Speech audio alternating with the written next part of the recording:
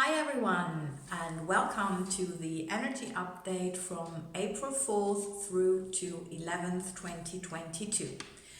My name is Heike. I am an energy intuitive and I would like to share some of the information I received for next week with you. So, at first we've got harsh truth coming to the surface, and that's an energy that's around the 3rd, 4th to 6th of April, and that's around a conjunction of Mars and Saturn in Aquarius, or better to say, it's reflected, this energy is reflected by this conjunction. So there might have been some things that we have been ignoring over time, but now they can no longer be ignored. So we all know that we all know what's right deep inside. The thing is, are we true to ourselves or not? And we know that not only collectively, there was a lot that was not true. And that has to be changed, and it was actually calling for change for quite a while. So now this is due and we have to take responsibility for that.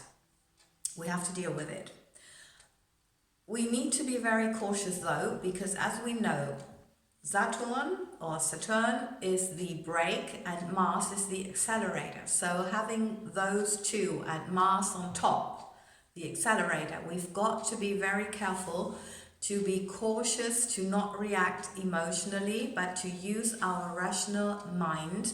And actually it's a little bit about staying cool at that time, because our first inspiration might not be the right one. Yeah, so this time it's very much about stay cool, stay calm, wait, be a little bit more patient. And also, it's about turning to people who might have the wisdom, because Saturn is also wisdom. It's not only about this control thing, it's also about wisdom. So who knows something about this, and to who can we turn for some advice? That's also something that's important, because if you react quickly and emotionally, you might have to face the consequences around the next new moon, which is taking place on the 30th of April in Taurus. And, well, you know, you have to face the consequences. So there actually has already been an energy with reactiveness around the 31st of March, and there is another special energy coming in on the 7th, so it's all around those days. So just this week, stay cool and just wait a little bit and see if you can get more information before you make a decision or before you act. Okay, so the other energy is something that I have been talking about, I think, in the last energy update already, and it's about the energy of the shift in the collective consciousness that we will go through. Well, the energy has been building up already all through April, and it's culminating on the 12th. But as this energy is so different from the first I just mentioned, and conflicts and all these problems, it's just a beautiful energy of Neptune and Jupiter in Pisces. That's the reflection culminating on the 12th, and that's only happening every 166 years. I think I mentioned that last time accidentally. They invented colorful clothing for everyone. So all of a sudden the world went colorful. And not only for the rich and famous. That was what they had before, but now it was available for everyone. So it's an energy very much about,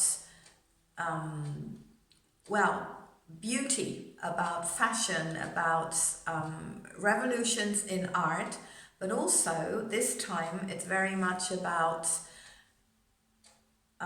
film, photography, music, and new forms or different forms of media. So this energy actually supports unity, the coming together of people, and it's about enhancing the life for all, not just for a few privileged in whatever way. It's for everyone. So, and actually could open the door to a new reality and just make life, enhance life in every way. And after these last 2 years, I know many of us are waiting for that, are needing that, or wishing for that.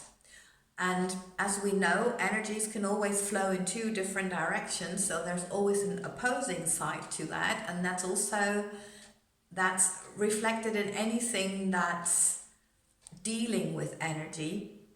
So the downside of all this is illusions and mind fog. So you just need to see that you are not trying to escape reality with unhealthy behaviors, or also drug abuse is on a high around this. And of course, Pisces is water, so Neptune in its downside can be toxicity, so maybe toxicity in water, and also Jupiter's enhancing everything or expanding things. So maybe we have to deal with flooding or with issues around water supply. So yeah, just be mindful of that as well. Be resourceful, as we always should be, and especially in the new era that's starting, or that has already started actually. So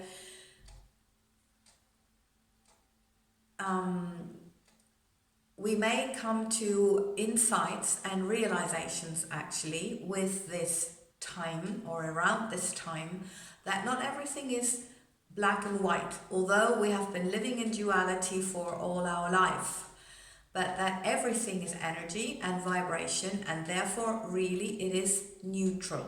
The universe does not judge, it's us. We do judge. So it would be advisable and a good idea to stop judging and to really look at yourself. Where am I judging? Where am I not understanding? Okay, this is really only vibration. And maybe I can see this differently, with more love, with more compassion, also looking at other people, obviously, who make different decisions or have different views from what we have. And also what I would like to mention at this point is that lots of water also can stand for tears, so for a lot of grieving, and we know that many people will leave this planet in these times because we have an acceleration of energy. So we need to deal with the energy flowing through our bodies much more quickly.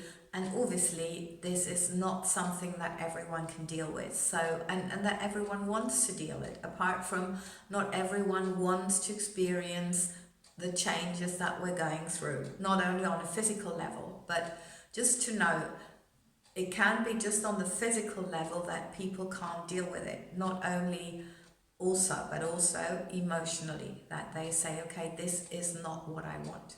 I don't want a life like this. And we've seen that many people have been leaving the planet, and not only people who had the age so that you would expect that.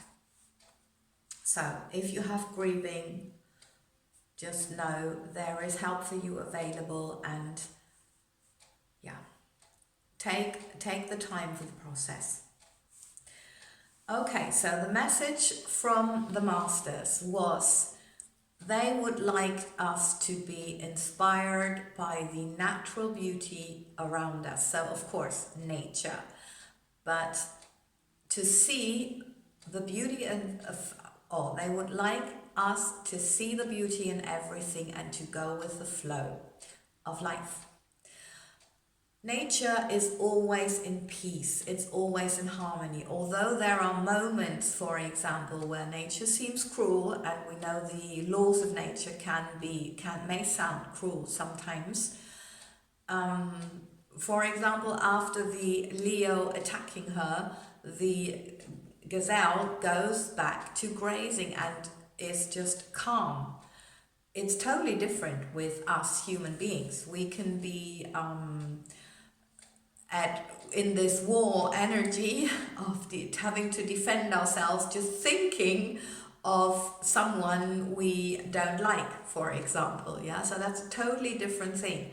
And to get back to this natural state where we are at peace and love and compassion, joy, all this, we are inspired or asked to look at nature, to be in nature, because if we are at peace with ourselves, this is the basis for everything. For everything good that can come into our life. So you also naturally go with the flow when you are at peace. You're not trying to jump into any action that's not really what you are guided to do. So we are asked to take regular time to see the beauty around us and to ask ourselves, how can we make our home and our office reflect this beauty of nature and reflect more beauty? And also, how can we enhance our relationships with beauty? I'm sure you now know. So just maybe you want to write those phrases down for yourself and just think about it again. And maybe you want to do this going for a walk. It's just lovely spring. Well, it's getting cold again, but anyway, everything's flourishing, and I'm sure you get some inspiration.